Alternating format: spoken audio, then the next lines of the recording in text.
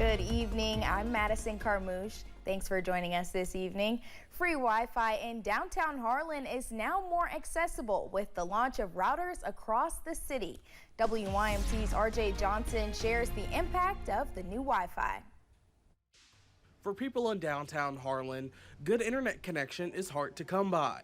The number one thing I hear from people is that cell signal in downtown is a barrier for navigation. We've also heard stories of folks, going to McDonald's to download their homework. They'll be able to do that in downtown now. With what we're trying to do with downtown development and revitalization, we want to get people in downtown and keep them in downtown. On Saturday, officials in Harlan County turned on the new free Wi-Fi located in 5 areas across downtown. So we've got one on top of the courthouse and then 4 that are on lampposts throughout downtown. We also have 2 mobile units that we're able to take to different parts of town if we have an event, a pop-up event that we can plug in and boost signal in that part of town. One Harlan County Executive Director, Cole Rain, says the Wi-Fi will be good for anyone who makes their way downtown. It's great for our locals who, are in and out of town all the time. They'll be able to connect to the network. It's also great for festivals and fairs. For our vendors, we'll be able to create its own network and give out that password so they can process credit cards and won't have to rely on unreliable cell signal.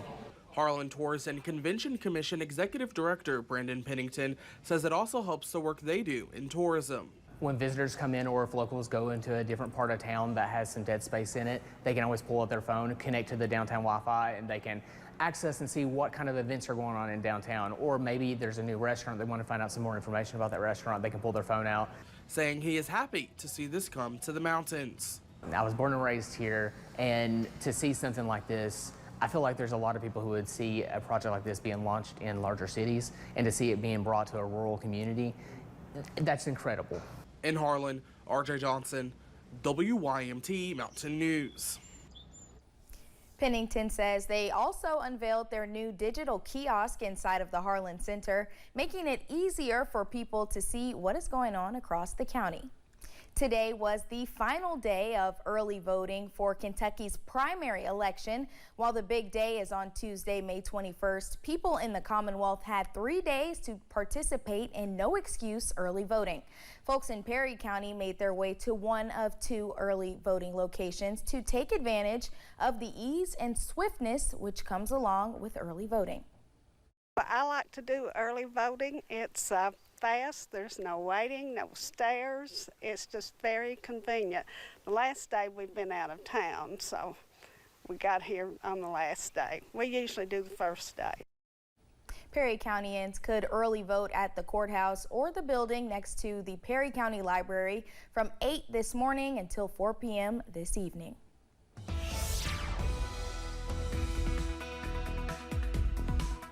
Well, for most of it, it's been a decent day of weather across southern and eastern Kentucky, but our neighbors down to the south in southern Virginia and western Virginia dealing with some heavy rain. Let's check out what's going on right now on Pinpoint Doppler, and I want to zoom in down towards Lee County, Virginia, where we have a flash flood warning that includes the towns of Pennington Cap and Jonesville.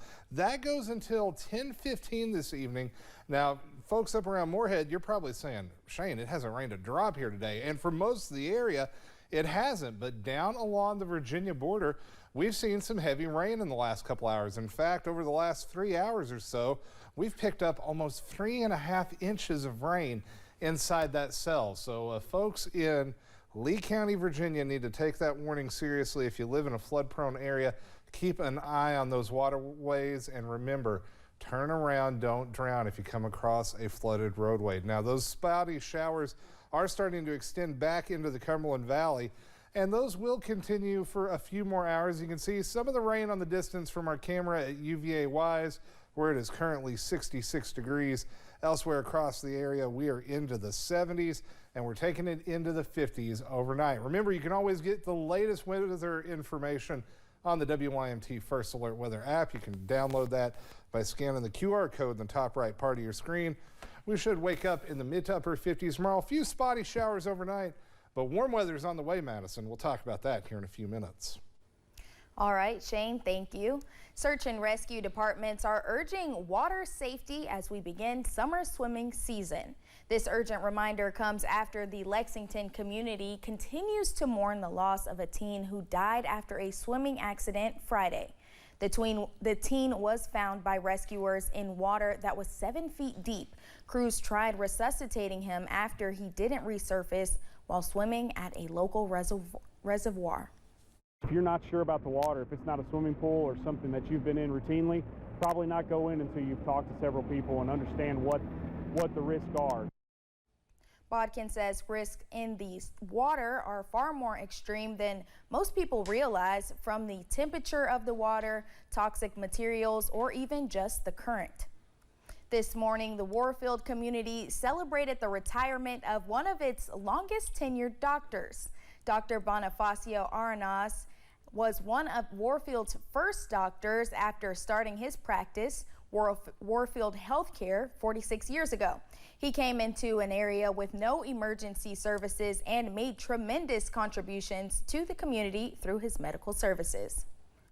There was no ambulance when I came here, no paramedics, no medical technician, you know. It is, we were lucky. We got one that cared about the community. He wanted to make people well.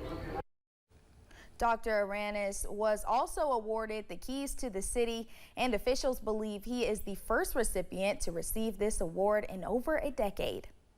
Community members in Corbin gathered at Parkway Ministries for a summer kickoff event, which included a free stroke screening. Baptist Health hosted a free stroke screening as part of National Stroke Awareness Month. The screening included vital sign checks, cholesterol screening, and more. Baptist Health Stroke Coordinator Joy Highfield says the event is to help educate community members on the signs of a stroke and what to do to prevent them. So we want people to be aware of the symptoms of stroke so that they can get quick treatment. The quicker they get the treatment, the better the outcome for the patient. Highfield says it is also important to get stroke screenings because of how prevalent strokes are in the Commonwealth. A 2023 report from the Kentucky Heart Disease and Stroke Prevention Task Force reports Kentucky had the 14th highest mortality rate for strokes in the U.S. in 2021. The free stroke screening was also a part of Baptist Health's 100 Days of Service, a community outreach initiative that celebrates its 100th year anniversary. Each month, Baptist Health focuses on a different healthcare need for our community. Executive Director of Nursing, Clinical, and Regulatory Services, Teresa Cobb, says having the free stroke screening is just one example of how Baptist Health is able to give back to the community.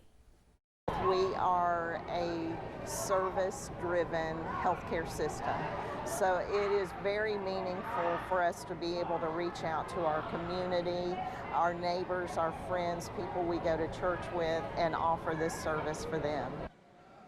Cobb says being able to partner with Parkway Ministry during their summer kickoff event was a perfect opportunity and venue for them to reach out to the community, provide health care and stroke risk assessment. We'll have more from the summer kickoff and stroke screening tonight at 11.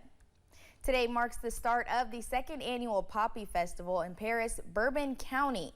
Hosted at Middle Springs Farm, the event allows families to get out and learn about farm life.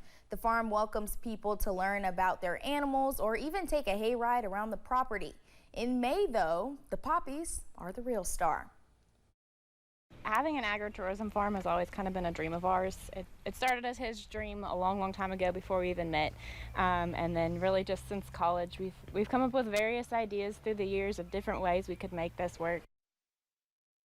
The Poppy Festival continues tomorrow and Saturday through Monday Memorial Day weekend. Admission is $7.50 per person. Kids under 2, veterans, and active military members get in for free. Coming up, we'll take a look at an interesting snacks folks are indulging in as summer draws near. And the forecast taking a turn to the warmer side as we head into the new week. Details coming up after this.